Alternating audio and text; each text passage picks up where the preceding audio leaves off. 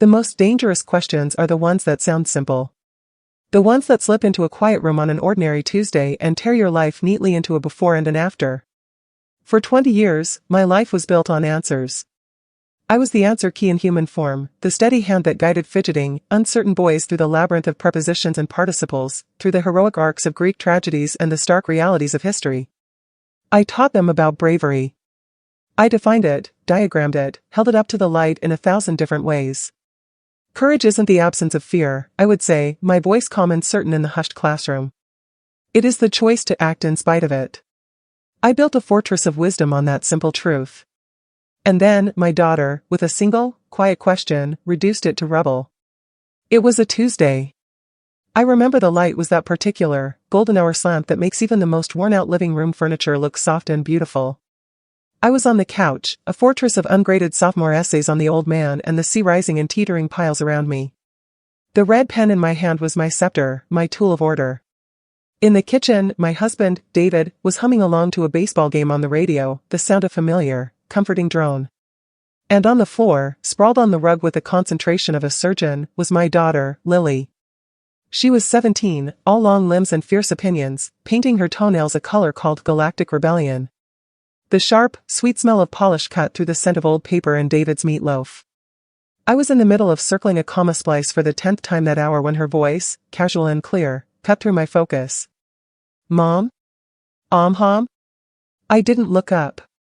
I was tracking Santiago's struggle with the marlin, a boy's shaky handwriting describing the old man's resolve. You've spent your whole life teaching boys how to be brave. She said it as a statement of fact, the same way she might say, the sky is blue. I finally glanced over. She was blowing gently on her toes, her head still bent. I suppose I have, I said, a flicker of pride warming my chest. It was my life's work, after all. She looked up then, and her eyes, the same shade of hazel as my own, met mine. There was no judgment in them. Only a deep, unsettling curiosity.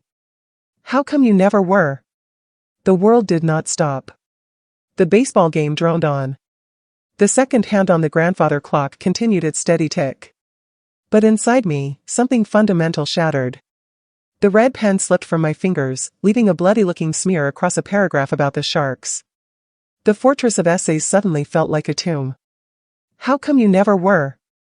It was not an accusation. It was far worse. It was an observation, delivered with the devastating clarity of someone who has seen the truth and is merely pointing it out. She saw the architect, and she saw that the architect's own house was built on sand. I had no answer. The woman who had spent 2 decades giving boys the words to define heroism was, for the first time, utterly speechless. All I could do was stare at my daughter, at this young woman I had raised, who was now holding up a mirror to my soul and showing me the reflection of a coward. My classroom is a world unto itself.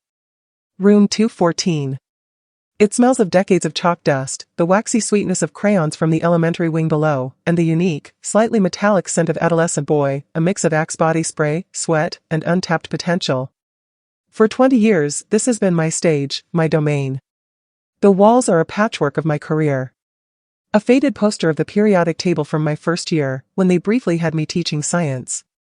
A map of the world where the Soviet Union still exists. And my pride, a gallery of literary giants. Shakespeare with his knowing smirk. Twain with his raised eyebrow. Atticus Finch, a quiet monument to moral courage, standing watch over a room that often feels anything but moral. My desk is an island of organized chaos. A mug from a former student that says world's okayest teacher, filled with an arsenal of red and blue pens. A stack of hall passes, blank and promising. A dog-eared copy of To Kill a Mockingbird that is more tape than paper now. This is where I have built my life. Mrs. Evans. The name itself is a title, a role I step into every morning like a suit of armor. I am not Maggie here. Maggie is someone else, someone from a long time ago. Mrs. Evans is firm. She is fair. She is unflappable. She wears tailored blazers and sensible shoes that don't make a sound on the linoleum floor. Her voice can silence a brewing rebellion with a single, softly spoken word. She is the calm at the center of their storm. And I am good at it. I have seen miracles in this room. I have seen the boy who stuttered over his own name find his voice to deliver a passionate soliloquy from Julius Caesar. I have seen the boy vibrating with anger, the one everyone had written off, find a strange peace in the structured logic of a sonnet. I have handed back essays with more red ink than black and watched as a boy's face would light up at a single word of praise scribbled in the margin, insightful, or yes. This. They come back, sometimes. These boys turned men. They come to parent-teacher nights for their own children, their hair thinning, their faces lined with lives I can only imagine. They seek me out. Mrs. Evans, they'll say, their voices deeper, but still holding a trace of the boy I knew. You probably don't remember me, but that unit we did on Greek mythology, it always stuck with me. I told my son about Sisyphus the other day. Or, that book, The Outsiders, you made us read it. Man, that book. They never finish the sentence, but I see it in their eyes. The spark that was lit in this room is still burning. I would smile, accept their gratitude, feel a warm glow of accomplishment. I had done my job. I had helped shape good men. But in the quiet that followed, a treacherous little voice would whisper from the back of my mind, and what of Maggie? What did you shape for her? That voice was the ghost in my machine, and it lived in a simple, cardboard box. A box that had been hibernating in the back of my bedroom closet for 35 years, buried under winter sweaters and forgotten photo albums. It was a time capsule from a life not lived. Lily, my daughter, the family archaeologist, was the one who unearthed it. She was working on a genealogy project, a detailed map of our family's history. She wanted more than just names and dates, she wanted stories.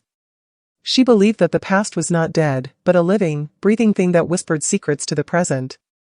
I was in the kitchen, up to my elbows in flour and butter, attempting my mother's pie crust recipe, a ritual that always made me feel closer to her, when I heard a thud from the hallway, followed by a triumphant, aha. I wiped my hands on my apron, a feeling of unease prickling at the back of my neck. I found her sitting cross-legged in a drift of dust motes, the contents of the box spread around her like treasures from a sunken ship. And there, in her hands, was the anchor that had held my ghost in place all these years. A thick, bound manuscript. The cover was a faded blue cardstock, the corners bruised and soft. On it, written in my own youthful, looping cursive, was the title, The Salt-Stained Bride. And beneath it, the name I hadn't used in decades, Margaret Maggie Evans. Mom, Lily said, her voice filled with the thrill of discovery. You wrote a book. The floor seemed to tilt beneath me. It was like being confronted with evidence of a crime I had committed against myself. It's nothing, I said, my voice coming out too high, too tight. Just some old stories from college. Silly stuff. I moved to take it from her, a primal urge to shove this evidence of my former self back into the dark. But she held it away, her eyes already scanning the first page, drawn in by the opening lines. It doesn't look like nothing, she murmured, her brow furrowed in concentration. It looks real. It was real. It was the most real thing I had ever done. It was my heart and soul, poured out onto 312 pages. It was the only thing I had ever created that felt entirely, unapologetically me. Not the daughter my parents expected, not the student, not the teacher. Just Maggie. The girl who believed in the magic of words. I grew up in a small, wind-scoured town on the coast of Maine, a place where the horizon was a hard line between steel-gray water and a vast, moody sky. My father was a lobsterman. His world was one of tangible things, the rough hemp of a pot warp, the cold, slick shell of a lobster, the sharp, salty smell of the sea.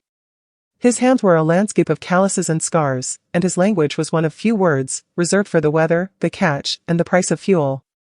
My mother was the bookkeeper for the local co-op, her world one of numbers and balance sheets. Our life was built on a foundation of practicality. It was about mending what was torn, saving what could be saved, and facing the elements with quiet resilience. I was an oddity. A quiet child who preferred the company of books to people. While the other kids were learning to tie bowlines and bait traps, I was in my room, filling composition notebooks with stories. I wrote about the sea, of course, but I wrote it as a character, capricious, loving, and cruel. I wrote about the people who lived on its edge, their hearts as turbulent as the tides. My parents loved me, but I was a mystery to them. My father would find me scribbling at the kitchen table, the dinner growing cold.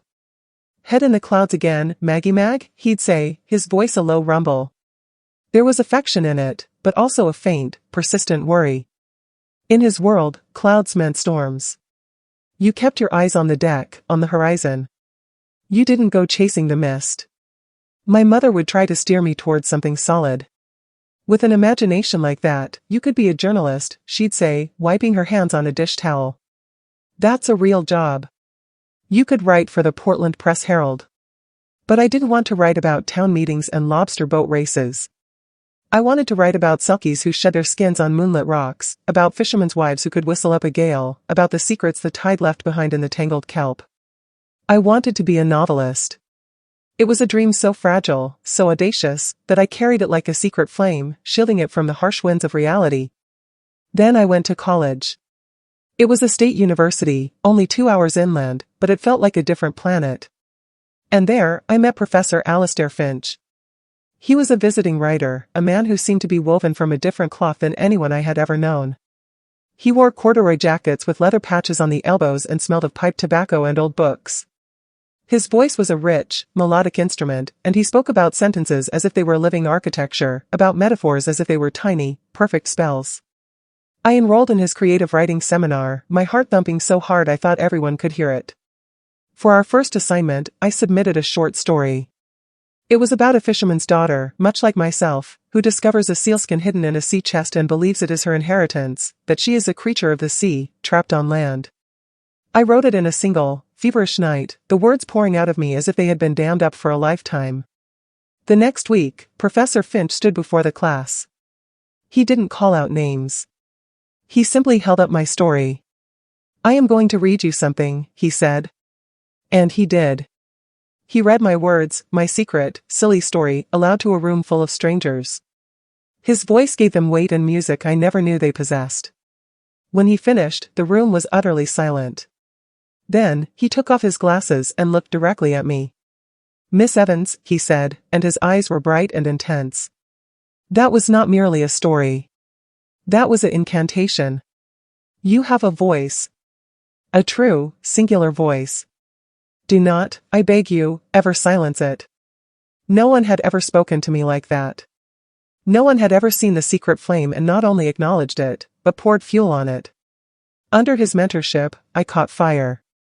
I wrote my novel, The Salt-Stained Bride, in my senior year. It was a historical epic set in my own town, about a young woman in the 1870s who, after her father is lost at sea, disguises herself as a boy to take his place on his fishing schooner and save her family from ruin.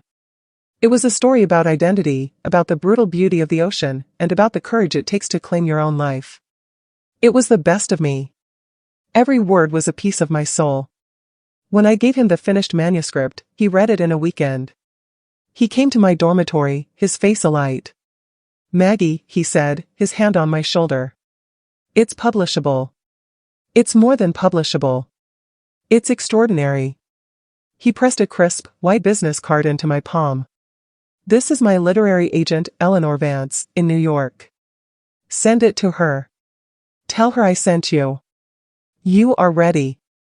I graduated with that manuscript in my suitcase and that business card feeling like a live wire in my wallet. I moved back home, telling my parents I was just saving money for a little while. I got a job waitressing at the Sea Dog Diner, serving chowder and blueberry pie to tourists. And every night, after my shift, I would take out the manuscript. I would read a chapter. I would change a word, a phrase. The business card sat on my nightstand, a tiny, terrifying monument to possibility. All I had to do was type a letter, put the manuscript in a box, and mail it to New York.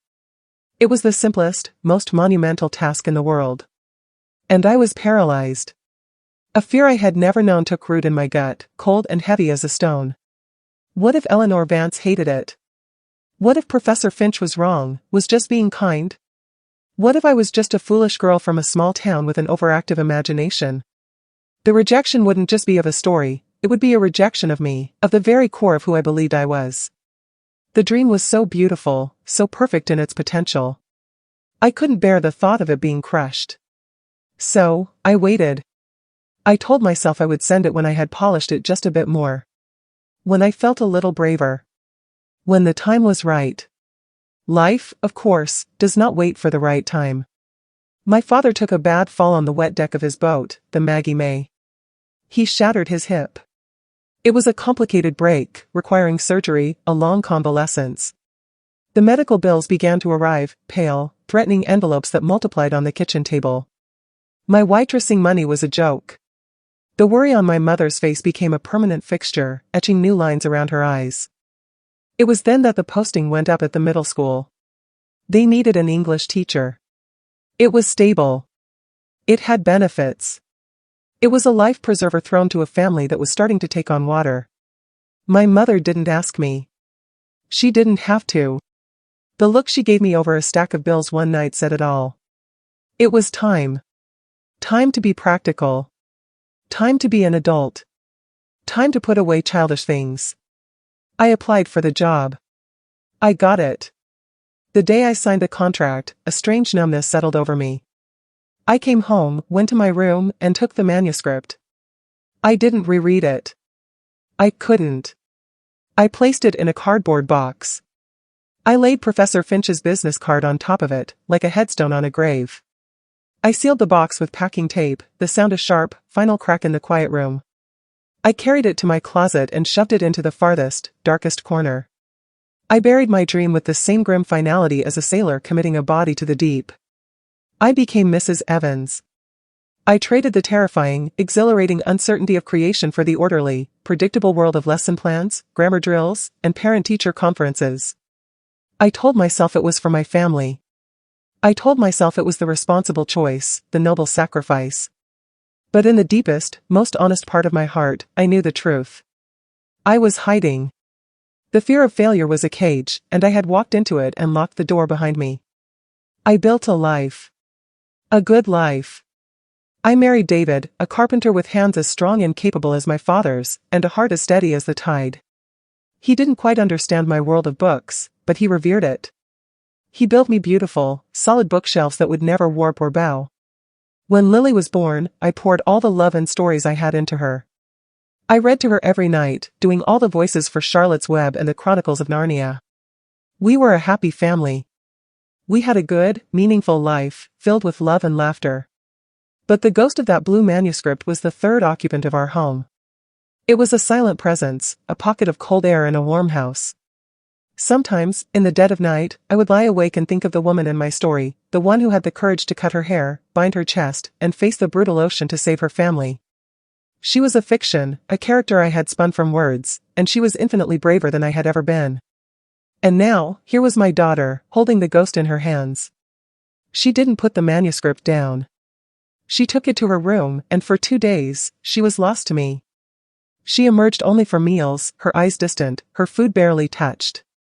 She was living in the world I had built and abandoned. I was a nervous wreck. It felt like she was reading my diary, my naked soul. I tried to downplay it. It's not very good, sweetie. It's full of clichés. I was so young, it's immature. It's just a first draft, really. Very rough. She was impervious to my excuses. On the second evening, she finished it. She came into the kitchen where I was scrubbing a pot that was already clean, trying to scour away my own anxiety. She placed the manuscript on the table between us with a soft, definitive thud. Her eyes were tired, but they were blazing with a fierce, new light. "Mom," she said, and her voice trembled with an emotion I couldn't name. It's the most beautiful thing I've ever read." "Why?" She shook her head, struggling to find the words. "Why is this in a box? Why didn't you ever do anything with this?" And that's when she asked the question. The one that changed the axis of my world.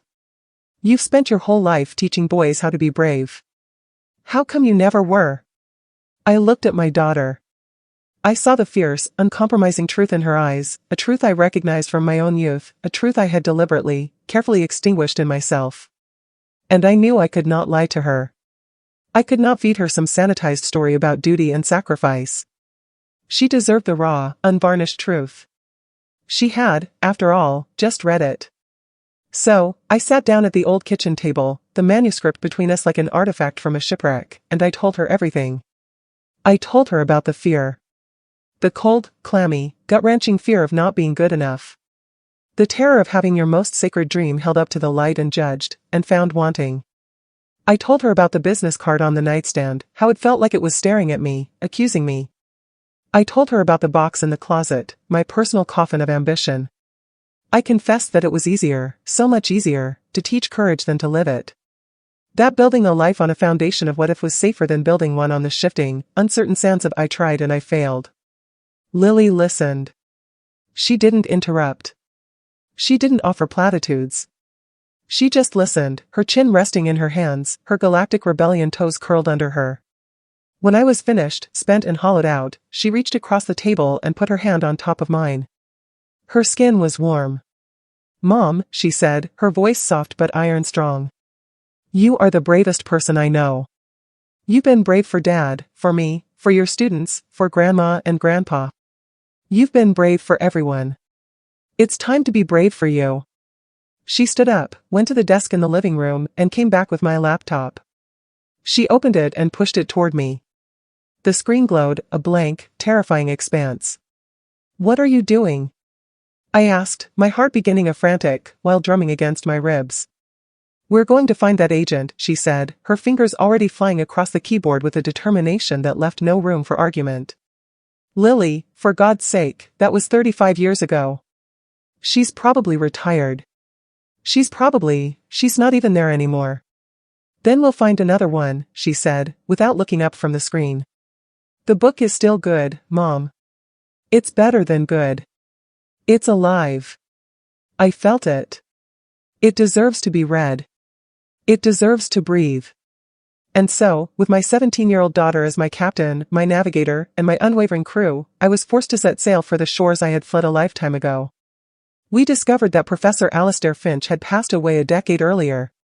A brief, elegant obituary in a literary journal noted his passing, praising his unfailing eye for talent.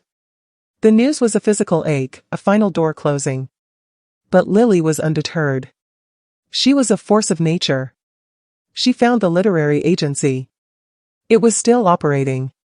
The agent, Eleanor Vance, was now in her 70s and, according to the agency's website, semi-retired, but still representing a small, cherished list of authors. "Email her," Lily commanded, turning the screen to face me. "I can't just email her. It's been a lifetime, Lily. She won't remember me. She won't care." "Mom," Lily said, fixing me with a gaze that was so much wiser than her 17 years. "What is the absolute worst thing that can happen?" The question was so familiar it was like an echo in the room. It was the very question I had posed to countless trembling boys before oral presentation, to nervous young men before asking a girl to the dance. "What's the worst that can happen?" I had asked it with a gentle, encouraging smile. I had never, not once, applied it to the chasm of my own fear. "She says no," Lily answered for me, her voice steady. "She doesn't remember you. She deletes the email. That's it. That's the worst. And you know what, Mom? You've already been living with that no for 35 years. You've built a whole, beautiful life around that no. Isn't it past time, to find out if there's a yes on the other side?"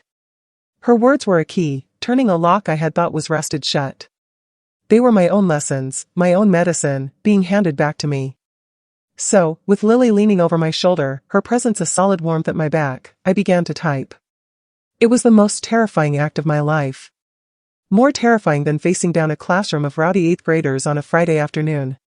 More terrifying than my father's hospital room.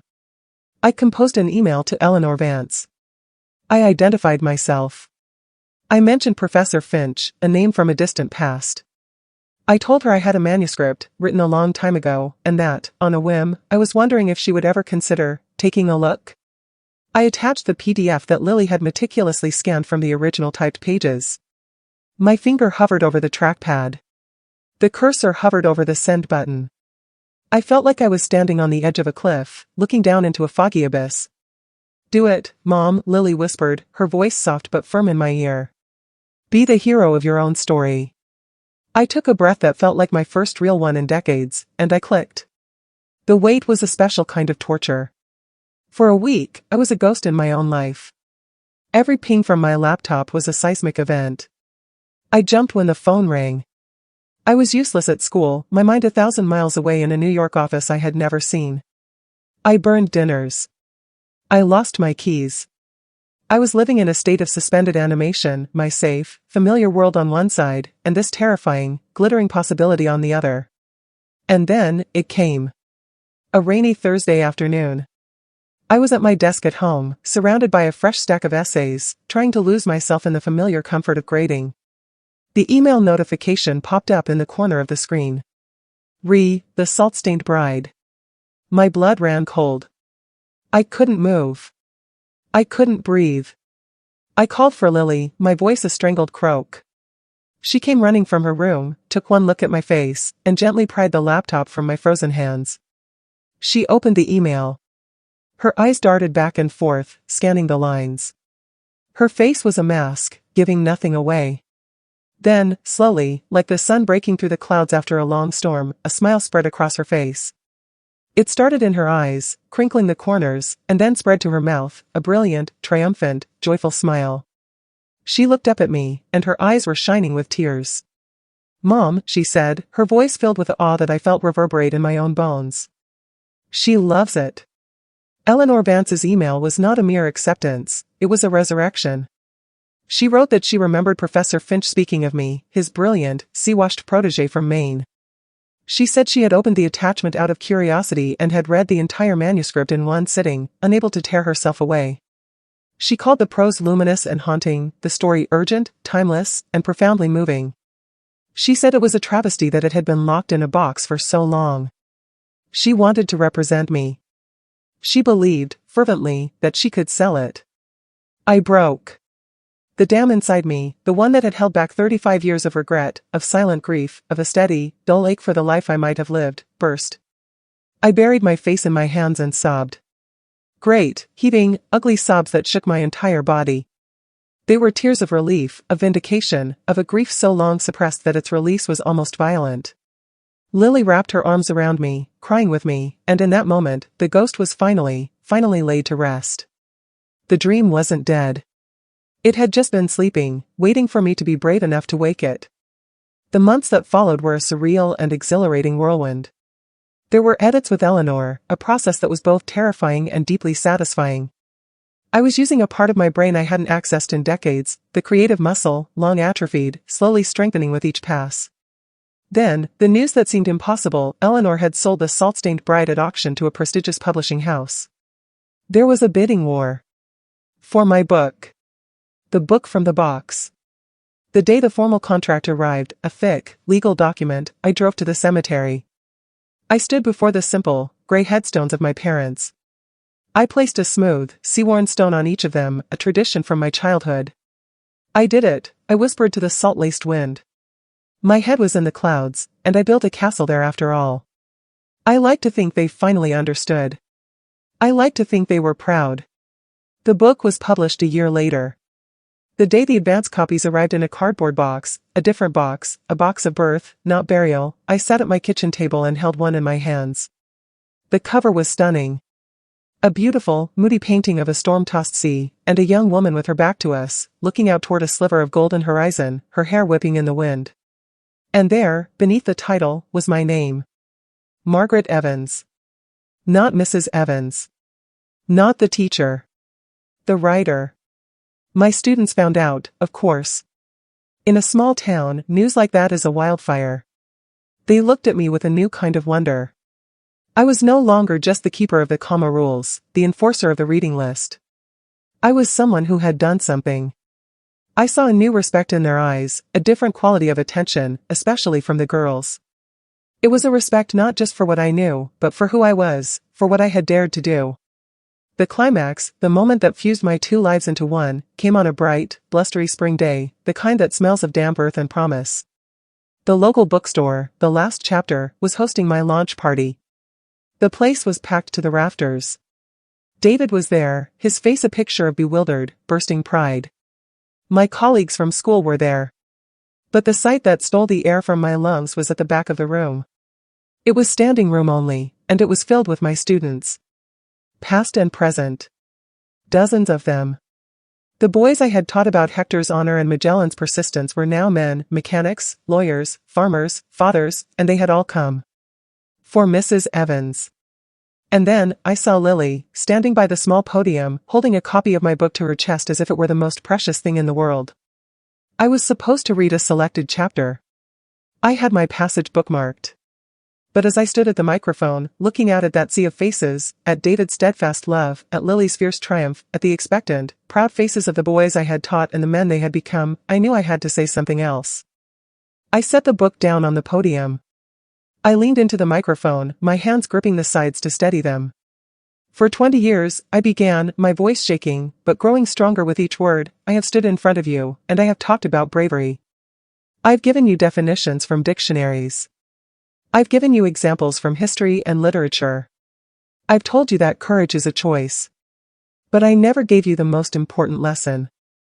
I never told you that I, your teacher, was afraid. A ripple of surprise went through the room. I saw my students, young and old, lean in. I had a dream, I continued. A big, scary, beautiful dream. And I was so terrified of failing at it, that I chose not to try. I buried it.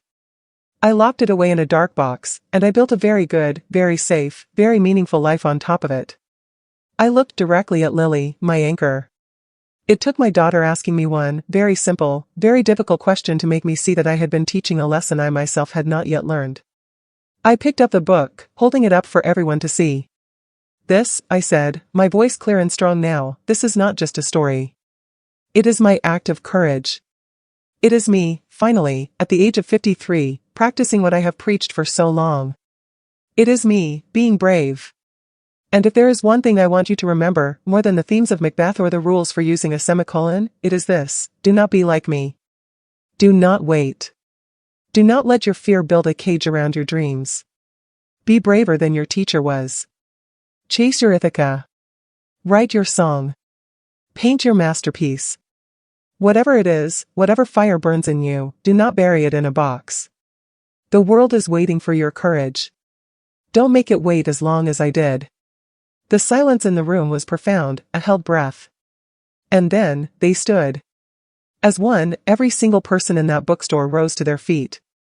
The applause was thunderous, a wave of sound that washed over me, cleansing, validating, healing. But the sound that I will carry with me for the rest of my days, the sound that is etched on my heart, was the sound of my students, those boys I had taught to be brave, cheering and clapping the loudest of all. I am still a teacher. I still teach about Achilles and his rage, about Santiago and his fish. But now, I also teach about Maggie Evans. I keep that old, faded, blue cardstock manuscript in a glass case in my classroom, right next to the bust of Shakespeare. It is my reminder, and my most potent lesson to them, that bravery is not a destination you arrive at. It is a journey. It is a choice you make again and again, every single day. It is never too late to start. My legacy is no longer just the men I helped shape, but the story I finally found the courage to tell, and the question my daughter asked that taught me the most important answer of all. My daughter asked me why I was never brave. She was wrong. I was brave every single day, in 100 small, unseen ways, for my family, for my students. But she was also right. I had never been brave for myself. For the girl I used to be. Until now. And now I know the secret I wish I could have whispered to my younger self, the one I now impart to every child who walks into my classroom, my voice steady and sure. The most profound courage is not the grand gesture in the spotlight, but the quiet, defiant act of unlocking your own cage, stepping out into the unknown, and finally, after a lifetime of waiting, giving your dream the chance to breathe.